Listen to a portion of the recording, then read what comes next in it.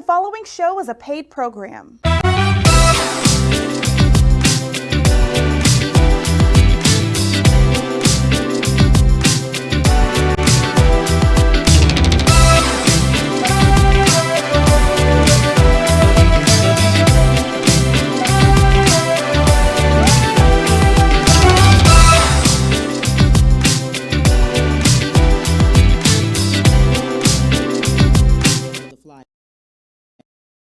Today we have the best of the best with us. Carl Thomas, national recording, R&B singer and artist. He is here in the building. Hey family, how you doing? Man, how you doing, Cam? Oh man, I'm so excited you are here today. Man, I'm glad to be here, man. I had to go on YouTube and I checked out a few of your shows. I saw how you got down there. I saw you, man. You are originally from Aurora, Illinois. Yeah, How man. did you get into music? Well, it was more so music got into me. There you go. There you go. Man. I never really. It's as weirdly as this is gonna sound, but I never really tried to do this. Mm-hmm. I only got ready. Yeah. Yeah, I got ready. You know. When I was a kid, I kind of watched television different. You know, I'm the youngest of all of my siblings, so I caught on to just the dramatic part of things, but watching the soap operas. My older sisters, you know, Yeah. you weren't allowed to touch the TV. Right. Not during the At soap all. operas. So because I wasn't allowed to touch the TV, you know, I knew everything that Luke and Laura was doing. General Hospital and One Life to Live, and All Right. My Children, all that, Yeah. all that jazz. You know, me and my brother, we were versed. Exactly. You know, yeah, we was versed on that. So, but I can say that I watched television different, Mm-hmm. you know, than my other siblings. You know, they looked at it as entertainment, and I looked at it as entertainment and something tangible, Right. something that I could actually do. Mm-hmm. You know, I looked at, I can do that. Mm. You know what I mean? Mhm. And that just kind of followed me into different areas of my life, you know. Right. But earliest, it was really my Aunt Merle. It was really my Aunt Merle who just kind of, you know, ear dropped on me while I was outside, and I Uh-huh. was really trying to just see how many people I could emulate. Uh-huh. You know, Right. and yeah. That's really how it started for me. Mm-hmm. Just let me see who I can copy, Right. and let me see who I can sound just like. You know. Exactly. So she ran in the house and told my mom I was outside singing Michael Jackson, and you know they all came out on the porch and called me over there and made me sing. Made me sing. So put it down right here on the porch. Right. You know what I'm saying? So, but that was the beginning of my family, Mm-hmm. you know, really just jumping aboard, supporting, you know, my abilities. And, you know, I left home early when I was 16 years old. I was what you call an emancipated teen. Yeah. You know, yeah. That's really popular now, but back Right. then that really wasn't Wasn't too popular. Yeah, it really wasn't a popular thing. Uh-huh. But the violence level, you know, where I was, it just kind of made me just, you know, as a teenager, you shouldn't have to be put in a position where you always have to look over your shoulder. Or, Right. you know, and the violence level where I was at, you know, they had started shooting innocent kids. Mm-hmm. You know, kids like me that was never involved, you know, in gang banging or Right. anything like that. Anyone that knew me from church, or knew me from singing, and knew me Right. from, you know, trying to participate in this talent show or whatever Right. it was. You know, but you can't help where you live. You know, Right. a product of public housing. You know, and you don't see it like that. Of course, you know, it was a place where there was a lot of love there. All of my friends, you know, most of whom are still my friends today. Right. You know, we grew up there. You know, I was definitely that rose, you know, that grew out of the concrete. And I had to kind of learn how to not love the concrete. You know what I'm saying? Yeah. So, you know, my family really was that double-edged sword, because while they supported me on one end, you know, I still had to fight to do the things that I wanted to do. Right. On the other side of that blade, you know. But looking at the process and how you went in the music, then you meet Sean. At that time, his name was Puffy Combs. He's just recently changed it. I know that Sean Love Combs. People love saying that. People love saying that. Puffy Combs. Puffy Combs. So recently he changed it. Whenever you say that, I think of John Witherspoon. I think Puffy Combs. But you met him along the way.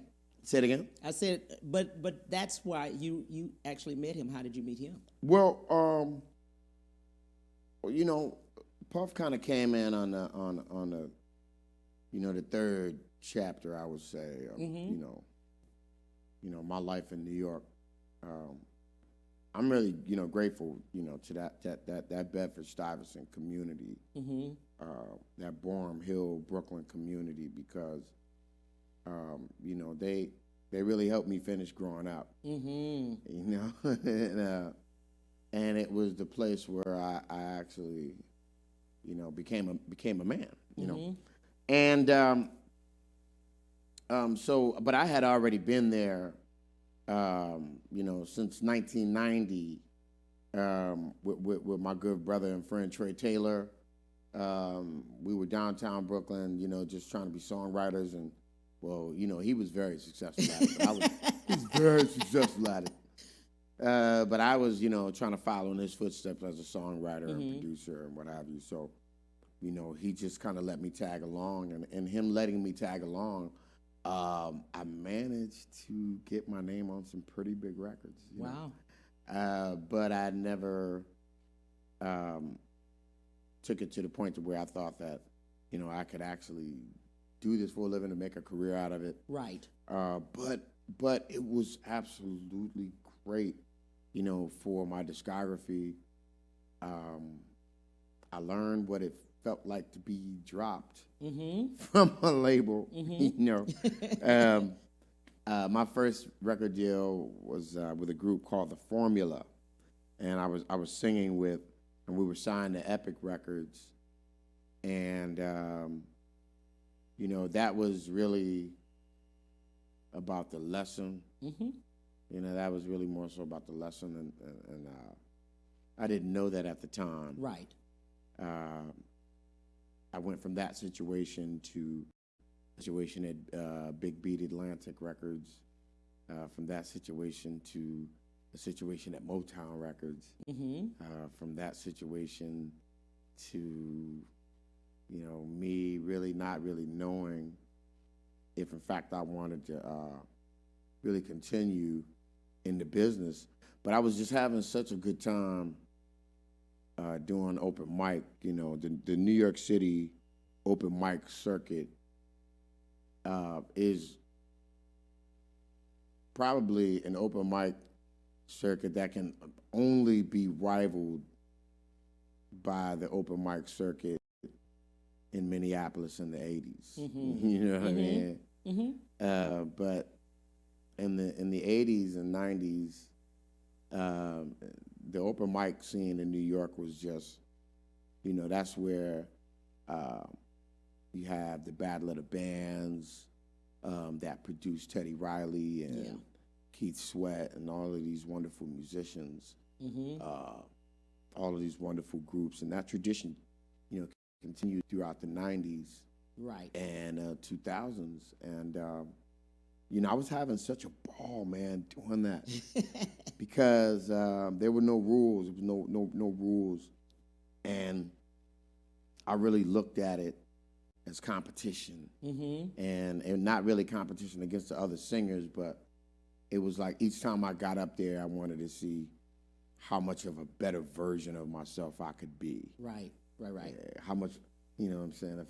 If I could be a flyer version, if I could be a flyer version of myself. Absolutely. Of I'm glad myself. you mentioned that, though, because Well, we were just talking about the music business. Well, yeah, There's a business of it. Well, my mentor, God rest his soul, Ron Grant, who passed away in 18,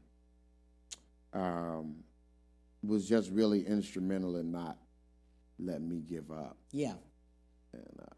And there was a few times where I had really put my microphone down, and he made me stay gigging. He made me stay on the open mic scene, and that kept me in people's face. Right. So one night I'm at Chaz and Wilson's, which is 79th and Amsterdam. Great place. Right. Owned wonderful woman named Debbie Wilson used to own this place. It was a dinner bistro, I guess you could call it. So it's where we really established, a really hard Ron Grant and Friends open mic there, So I remember when Big got asked to go out with R. Kelly and be the opening act on his 12-play tour, and that was really huge. That was really huge. And I remember the Sunday that they got back home rather, his DJ called me up and was like, "Yo, what's going on tonight? What are y'all doing?" So, I kind of just put them on and like, well, this is what's happening on Sunday nights, and they came through, and it was just the timing of it all, I guess. Right. Just the timing. Puff walks in, I'm on stage. I just happen to just be blowing fire. Like Kevin Hart said, drop fire on these dudes. No. But, I just so happened to be on stage, doing my thing. And, just the funniest thing, man, he wrote a little note on a napkin and sent it to my table. And he was like, "Yo, meet me in the kitchen."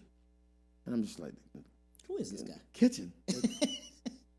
So I literally go in the kitchen, and it's like literally 200 workers in there busy, hot food, hot grease. Right. Everything, it's going down, and me and him are sitting in the middle of this kitchen where all of this food is being passed and slanged and what have you, and we're having this hour-long conversation about music and about, this artist, that artist, and almost like we weren't there, almost like we weren't even there. We debating about, Marvin Gaye. And like who in the kitchen? Man? Yeah. In the middle, like we could have got third-degree burns easy. So we just in there, and we exchanged numbers, and we exchanged numbers, and we didn't get up right away. And then after some time went past, we just started meeting in the studio and working on different things. And during that time, it was like, we had just made an agreement that me as a bad boy artist is something that I wanted to do. Wow. Now, I know he got sick of me because, I negotiated with him for about a year before I actually signed on the dotted line. I know he was like, but, I got a really, contrary to popular opinion, I got a really good deal from Bad Boy. The best way to get a good deal is to be in a bad one. being a bad one. You'll know exactly what you ain't getting. You know exactly what you ain't getting, Cam. I'm glad you, yeah. and I'm glad you mentioned that because it's so many new artists that are out, right? Especially during COVID situations, a lot of people have lost their job, but they have dreams and they've always wanted to go into music. But in doing so, as a new artist at this time, what would you tell them? What would you talk to them about of what they need to do?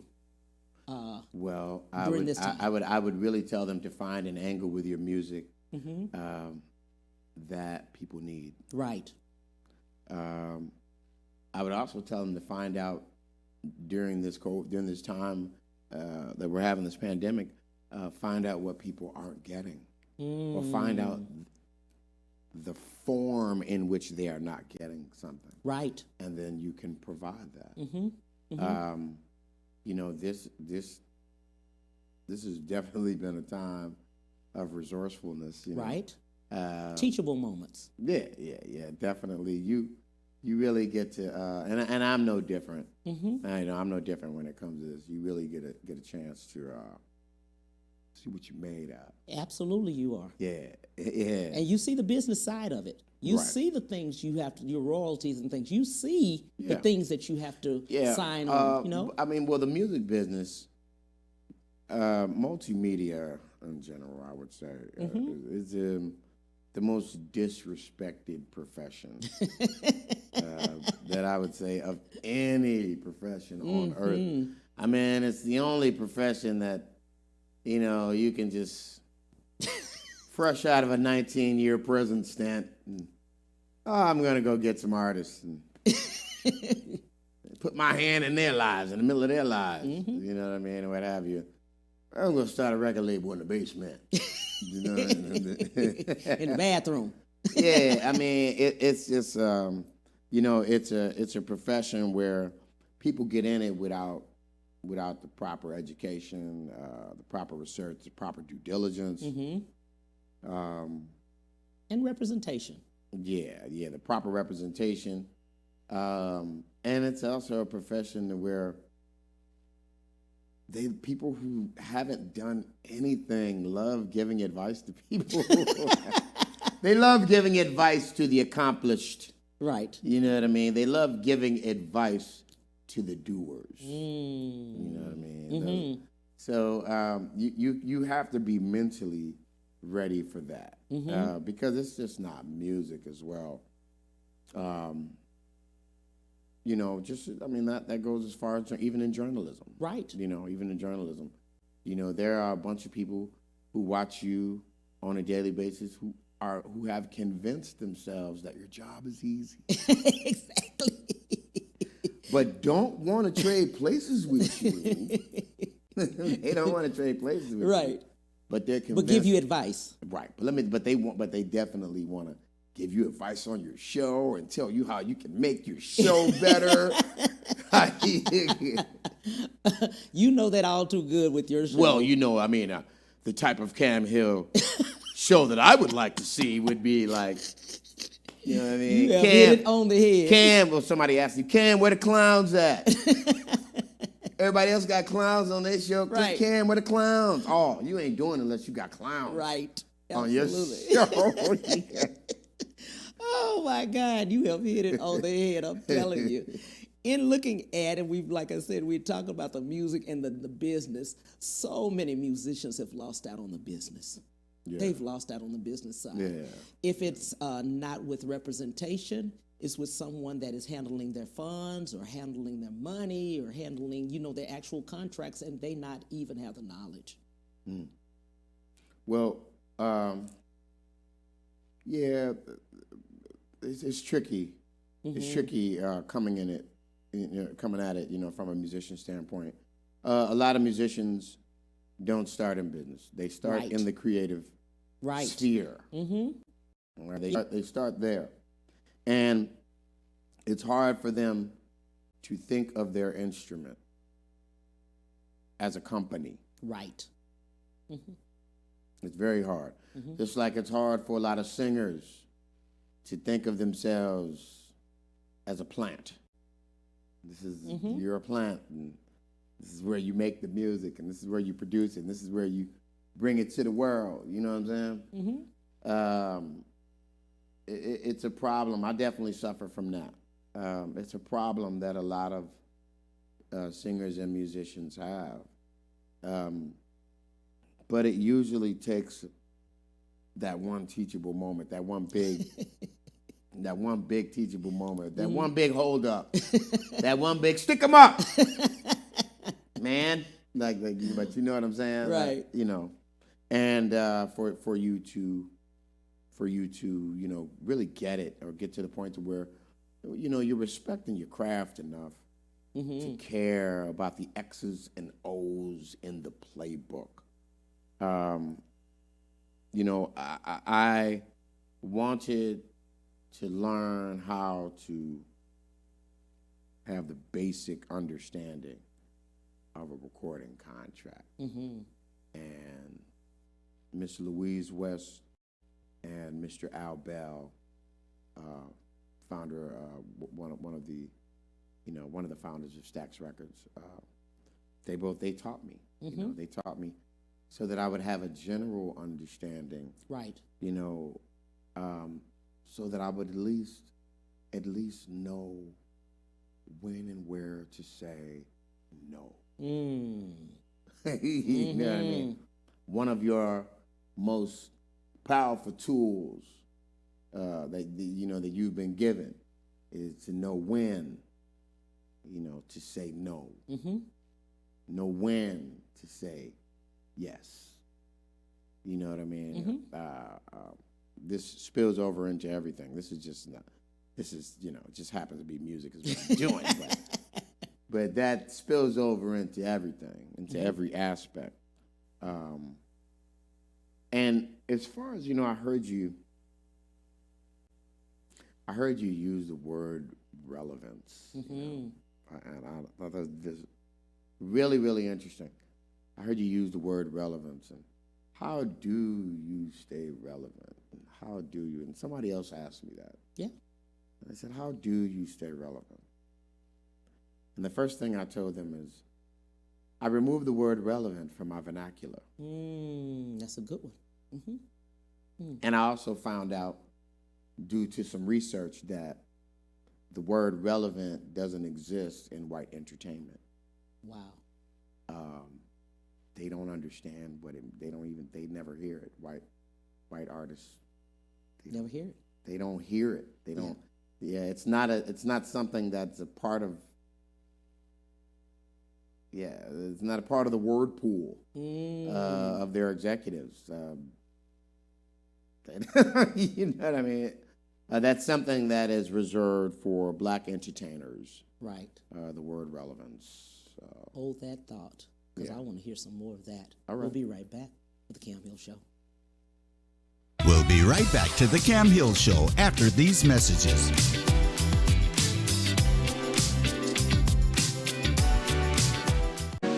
The Cam Hill Show. If you'd like to advertise your business or become a sponsor, contact the Cam Hill Show at gmail.com.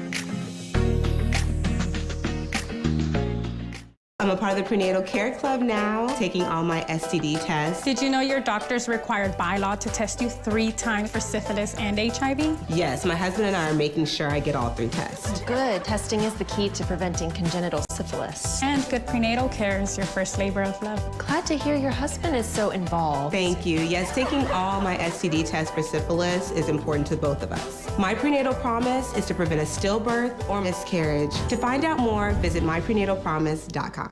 This pandemic has impacted the lives of many people living with underlying health conditions, such as asthma and diabetes. That's why avoiding COVID-19 is a top priority, and a vaccine will help prevent the spread of COVID-19.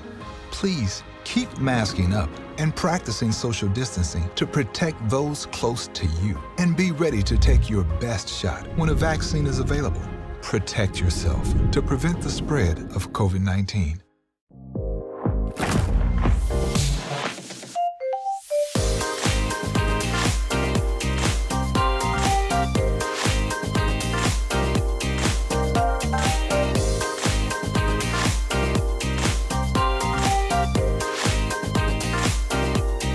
amazing things for you.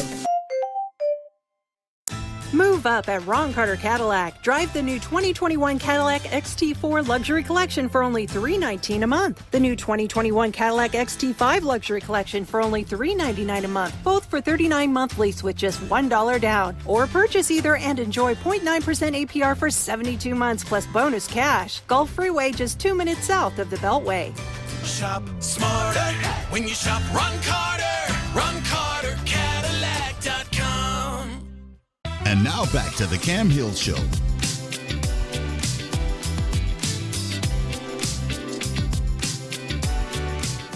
Hey, we're back with Carl Thomas. Carl, we were just picking up Black entertainment. Let's talk about it. Yeah, man.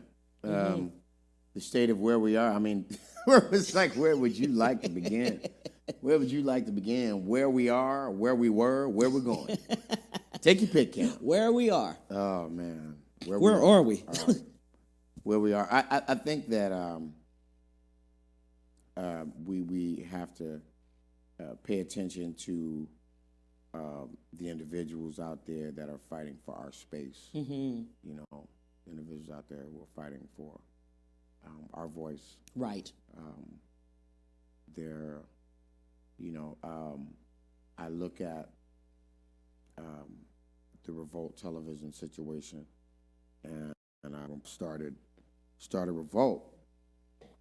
It was just really interesting that, you know, he just started that platform because, you know, he wanted people that didn't have a voice to have one. Right.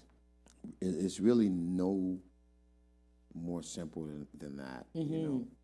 And he had to find out really quickly that television was just a different beast. Yes. It was just a different complexion of entertainment, a different dimension, if you will. Mm-hmm. And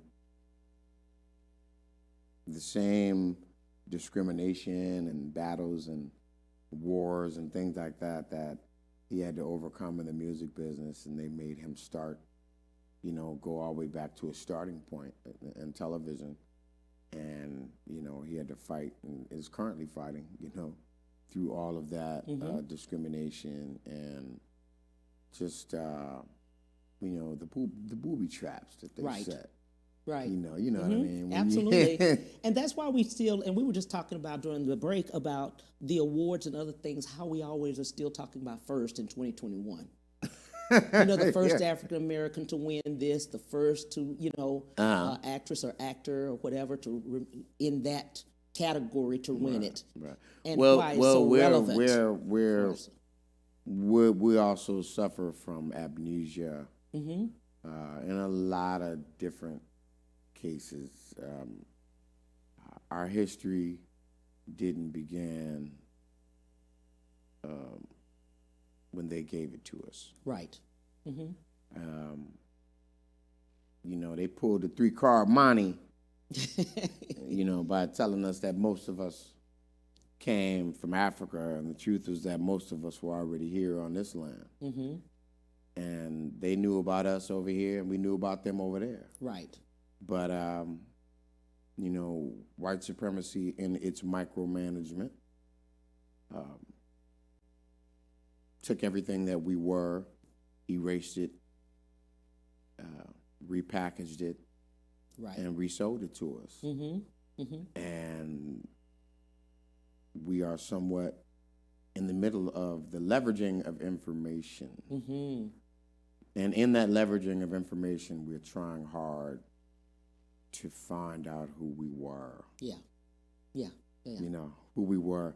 That you know, that reflection that was cast before the influence. Yeah. But what I love about you, collaboration and unity.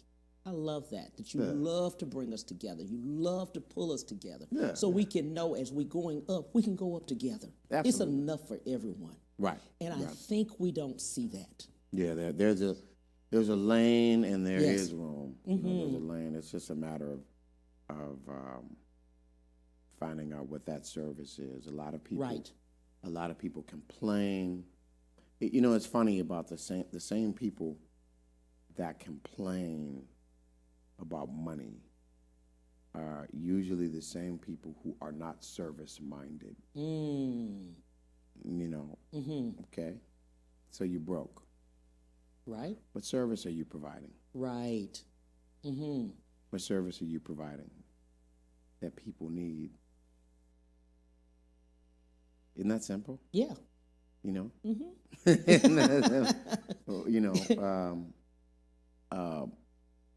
What vibration are you creating that people want to be around? You know what I mean? That draws people to you. You know, are you a moon or are you a sun?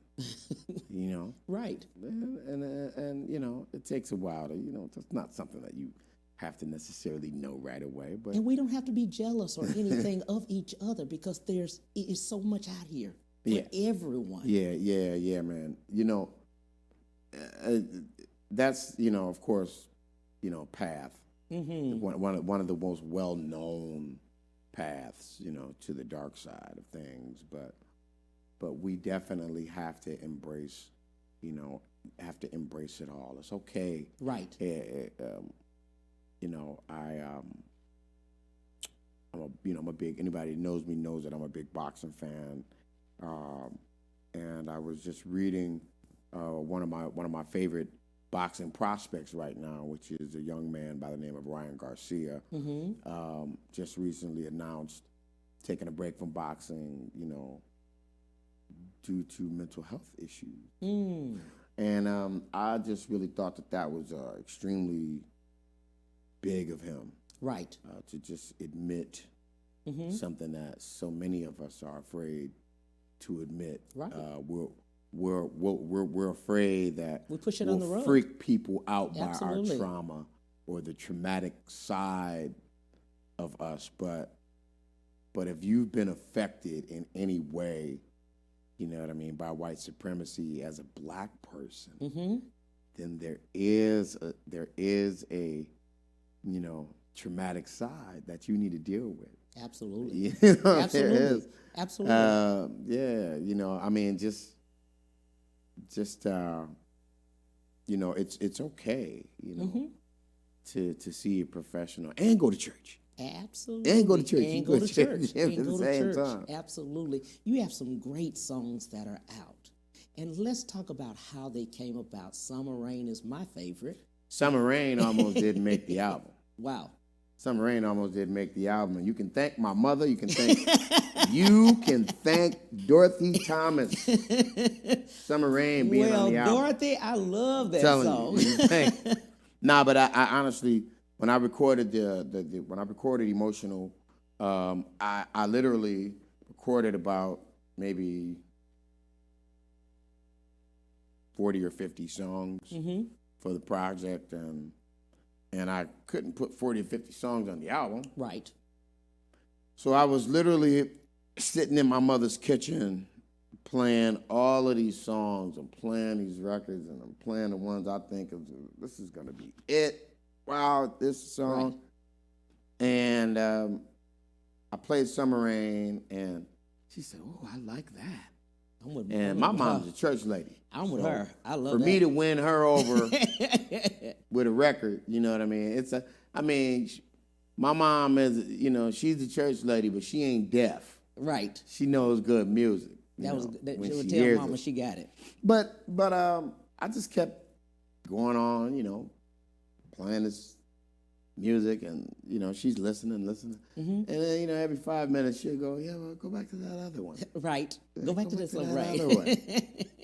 What about that one? Right. What about the summer song? Yeah. They start calling it the summer song. So after she started talking about it so much to where it kind of made me start feeling creepy talking about the project without that song. Right. Yeah. And Summer Rain, to a lot of people's surprise, was produced by Heavy D. Wow. And Warren Campbell.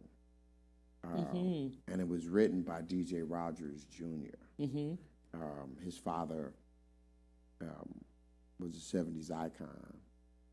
That he had a hit called "Say You Love Me," which was my favorite record of all time. Right. You know what I mean? So for me to be able to pull, you know, those to pool, those three entities of talent together on one record. I thought about it later, like, well, what are you bugging? Like, come on, you gotta have this record on the album, Trust me. So then, so I, tucked my tail between my legs and went back to Puff and told him he was right. Told him, yeah, okay, but he was definitely one of the people telling me like, yo, you're crazy. Yeah, okay, but but we had so many, but there was a lot of good records. That album. I Wish that is album, another one people have asked about. Yeah, how did that come about? I Wish came about through Mike City, my man Mikey Dan. Came about through Mike City, and it was really, that was the last song that I actually recorded for that album. When I think about it, that was like the last record that I recorded, and I remember thinking that I was gonna have an ordeal trying to get this record up there, because I as soon as I did it, as soon as I recorded it at Jimi Hendrix Studios in the West Village, a studio called Electric Lady Studios. I really love them. My homegirl Mary over there. Shout out to Mary. But as soon as I recorded that record, I just remember feeling like, okay, how am I gonna get this over the goalpost? So, but that wasn't it though. That wasn't it. Initially, Emotional was gonna be my first single. Right. Which probably would have taken me down a far more introspective pathway. As an artist, it probably would have changed the trajectory of how I approach the rest of the music. And everybody asked about Emotional, of course. But yeah, how did but that things come happened about? the way things happened the way they did. I gave the record. I remember first giving it to Andre. Andre Harrell, who was the president of Bad Boy at the time. And I gave it to him. He loved it. I saw Puff later on that weekend out in the Hamptons, and what I thought was going to turn into a bumping of the heads was like, nah, like this is it. This is the first single right here. That's it. And, wow, that's really how that happened. That's really how that happened, man. And just being with Faith Evans. Yeah. Oh my God. Well, the funny thing about that record, about the Can't Believe record, is that Can't Believe was really supposed to be the remix to Emotional. But something happened. I don't know. I wasn't feeling it, at the time. So Faith and her, her being the veteran that she is, she said, "Oh, I'll take that." Oh.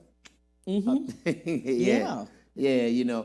But it worked out well, You all vibe together. You all it worked great. out well because we meshed like, wow. really well.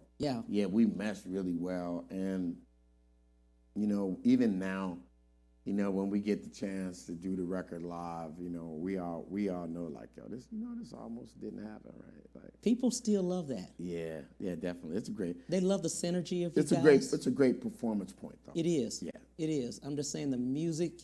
The way your lyrics are, the voices sound just the same. When you close your eyes, it sounds like you just on the CD. No doubt. No doubt. Just together. together. You a shower singer? No. Yeah, I'm about to say, okay. I'm about to say, you give concerts in the shower and whatnot, man.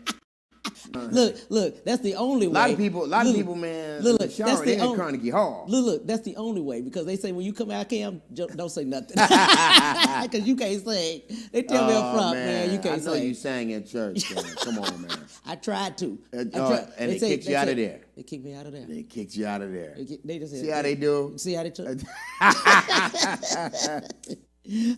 Let's do this. We're going to take a break, and we'll be right back with Carl Thomas. We'll be right back to the Cam Hill Show after these messages.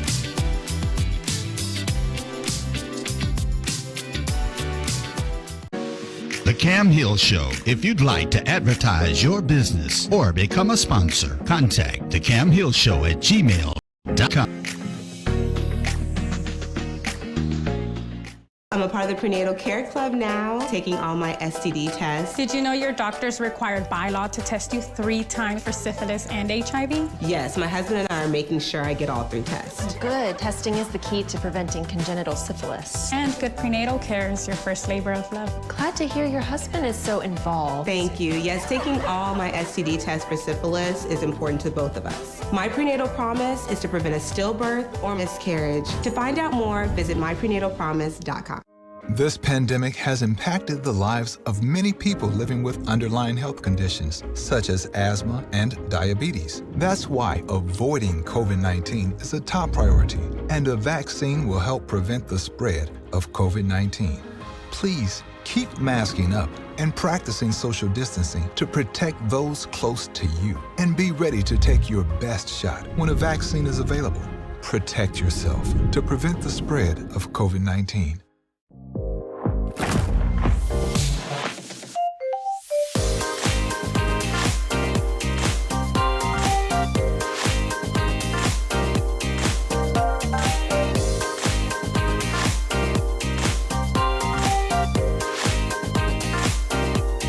Amazing things for you.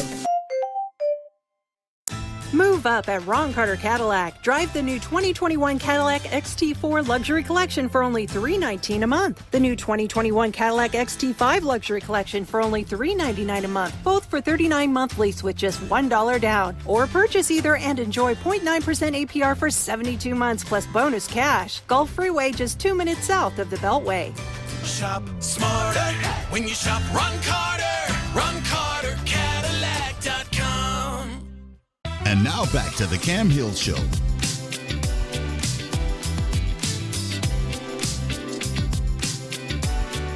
We have the best of the best, Mr. Carl Thomas. I'm telling you, I'm so excited. Cam, I'm telling you, I was looking at the beginning of your show. Yeah. I said, he needs a Cam Hill song. He needs a Cam. No. He needs a Cam Hill song. I need a song. You know what I mean? Yeah. We're going to work on that. We're going to work on the song. I'm telling y'all right now, we're going to work on the Cam Hill song. You heard him? Now, you all heard him. Cam needs the intro song. You know what I mean? You heard him? Yeah, absolutely. Now, you heard Carl. I got to find, but I got to find the right, I'm a producer, but I got to find the right female to sing it. Ooh. I got to find the right voice, I'm telling you. And when you hear it, I'm telling you, when they hear it, they're gonna run to the notification because they know it's coming on. Because they hear the song. The song. The song. Y'all heard it. Y'all heard Carl tell me. Y'all heard it. On this day. On this day, I'm telling you, as we're looking at life and we're looking at music and things like that, we're getting ready to open up. COVID, people are taking their vaccinations. Right. They're out there, they're looking 200 live. million. 200 million live, but people won't live. Virtual is good. Yeah. But now people are saying, we really want to. But I really appreciate I appreciate them still. They're still taking the necessary precautions. Absolutely. Masking up. All the venues that I've been to, the artists go through, rigorous testing. Yes. They don't let you come, if not. And, the safety precautions that these venues are taking. Right. That you can tell that they really want to get back to some form of normality because they're taking it serious. Absolutely, taking it seriously. They're taking it seriously. That's right. As we're looking along the way and we're looking at media, and so you have radio, podcasts, you have things that you're putting out there. Let's talk about it. Yeah, man. What I did is I like to look at the landscape. Yeah. You've got some great content. I look at the landscape kind of like a chessboard. Mm-hmm. And I like to see the moves, being made on the chessboard. So I basically came up with the idea. I have a company called New Earth Energy that I distribute my records under. And so I got the idea just from watching the chessboard change and metamorphosize into what we're currently seeing. And, conglomerates like Liberty Media, Right. things of that nature, making certain moves at certain companies. And I'm noticing the merging of the formats. So what we did is we just basically just gave that definition. And so I started New Earth Radio, and I called it newearthradioworld.com. And what we did is we're just basically mixing the formats of traditional radio and podcasting together. Right. And we call it radiocasting. Yeah, we call it radiocasting, and we have a lot of content in there. Yeah, we have a lot of great shows. I have a show called Truth Serum with Carl Thomas, Flirting After Work. There is a show called Soapbox Heroes, a great show called Can I Be Mia, a show called Soul Science, the Red Pill Cafe, and those two shows are on Saturday, where you can, be educated and be educated on some spiritual growth as well. Right. On Saturdays. We have a great show being developed called Unprotected Conversations. So there's a lot of really great content that we just kind of we just kind of took the opportunity to curate these voices. Right. To curate these great voices that really have a wonderful perspective. The YS Baby Show, the Chrissy D Morning Show, just all of these great personalities. My good friend and brother Kid Capri has a show called No Panties Sundays. No. Yeah, absolutely. No, but yeah. So I'm just really enjoying watching that whole thing blossom and unfold.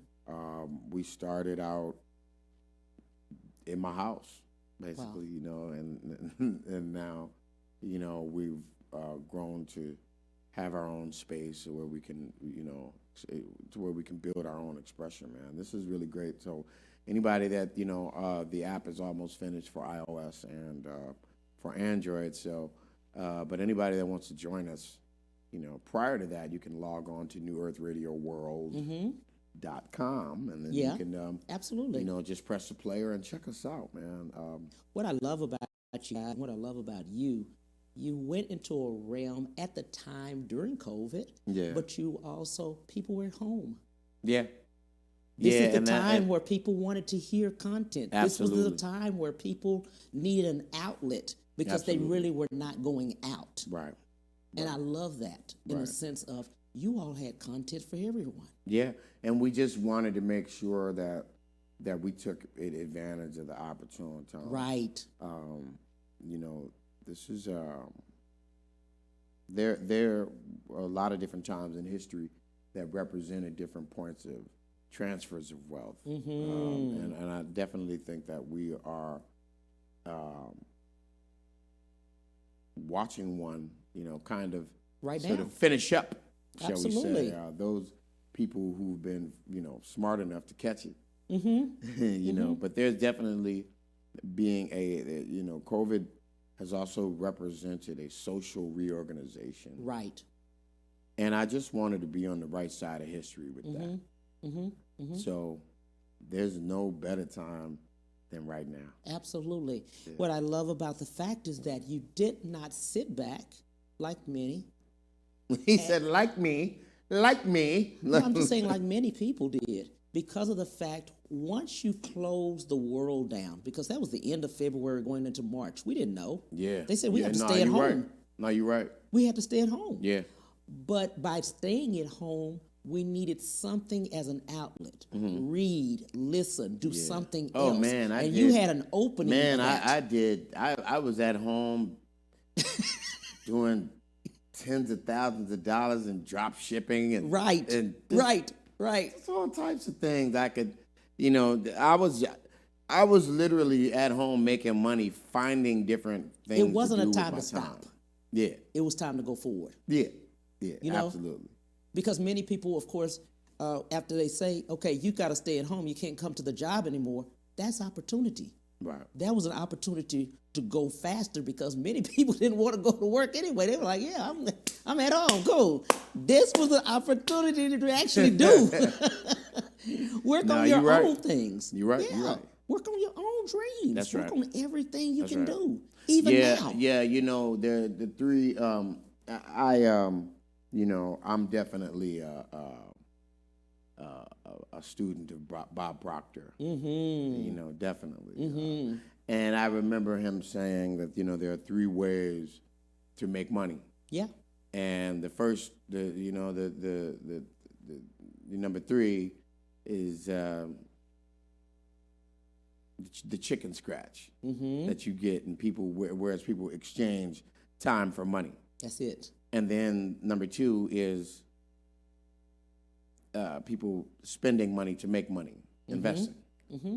But the number one way is to have multiple streams of income, And everyone is under the assumption that an income stream has to be massive. Nah, Right. just consistent. There you go. There you go. Consistent. Yep, absolutely. That's the key. Yep. Consistent. Yep. Long term, medium term, and short term, medium term, and long term. Right. Mm-hmm. Absolutely. And I like the fact that you said that it doesn't have to be large. It's just consistent. Not at all. A bunch of little small BBs will blow a hole in a brick wall. It will. You get what I'm saying? You put them together. Yeah. So you think of each one of those little small BBs as a stream of income. And point them at yourself. Absolutely. And there you go. Absolutely. Now that streaming and everything is out, you know, people are, like I said, at home, and they're able to push the button or listen on a consistent basis. Yeah. That's where you come in. Yeah, and one thing that we learned from the pandemic is that a lot of people are not going back to work. Right. Because America has found out that they don't need that much overhead. So you kind of, once again, people who need to be service-minded, it would be a good idea for you to put your ideas around those new 70 million or 80 million Americans who will now be working from home. Right. Yeah, absolutely. That's good. Let's look into the camera. Let's talk to the viewers. What would you like to leave with them? Well, right here, ladies and gentlemen, on the Cam Hill Show, I'd like to, look, I got to say it like that. Right here on the Cam Hill Show. No, if I left anything with you, is that it's okay to exchange your time for money, but always be conscious of that building that you dreamed about and building your own dream. Sounds good. How can they contact you? Oh, man, you can contact me for bookings. You can contact me at carlthomaslive@gmail. Hey. Exactly. Shamelessly. Exactly. No bookings, definitely. Yeah, if in fact you want to reach me on social media, you can reach me on Instagram at Carl Thomas Now, or you can reach me on Facebook at Carl Thomas, or you can reach me on Twitter at C. Thomas, and that's me. I appreciate That's you, my me, friend, Cam. for everything That's you me, do, Cam. man. That's me. You the man. Carl Thomas family, thank you so Thank much you, for man. everything that Thank you you, have man. done. My Thank brother. you. Yes, sir. Thank you. Yes, sir. On 12:31, 30 Central Standard Time, the Cam Hill Show. Bye.